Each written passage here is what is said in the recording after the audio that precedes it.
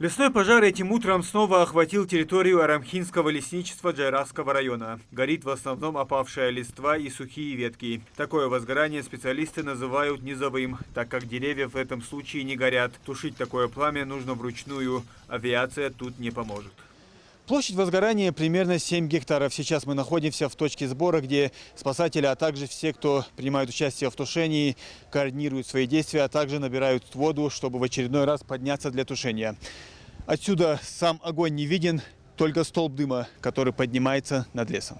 Сложность тушения обусловлена высотой очагов возгорания, до которых не просто добраться самим людям, не говоря уже о спецтехнике. Также в регионе продолжает сохраняться жаркая погода, что может дать новые возгорания. 40 градусов высота, и подниматься, спускаться очень тяжело.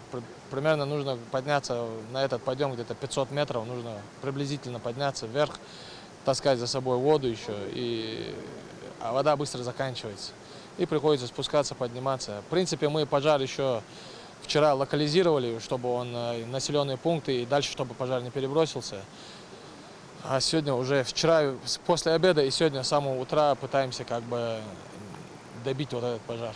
Представители волонтерского движения республики также принимают участие в ликвидации пожара. Группа молодых ребят работает на месте возгорания с самого утра. В число волонтеров вошли представители молодежной гвардии, ресурсного центра добровольчества, а также регионального отделения молодежного крыла Народного фронта. Готов выполнять то, что мне скажут эксперты данного направления.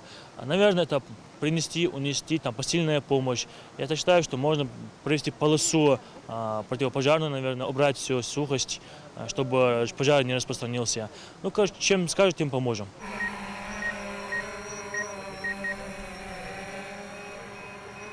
Чтобы понять общую картину и увидеть очаги возгорания, участники тушения используют дроны. Картинка дает понять, где именно нужно акцентировать внимание для более эффективной борьбы с пожаром. Обеспечиваем защиту населенных пунктов от перехода природного пожара, лесного пожара на населенные пункты Джайрах, Ольгетти.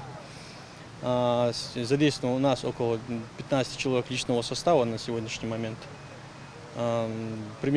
Используем для обеспечения помощи беспилотные летательные аппараты. Благодаря слаженной работе сотрудников Минприроды Республики, а также спасателей и добровольцев, локализовать пожар удалось к концу дня. Муслим Ганиев, Сулейман Костоев, Магаз 24.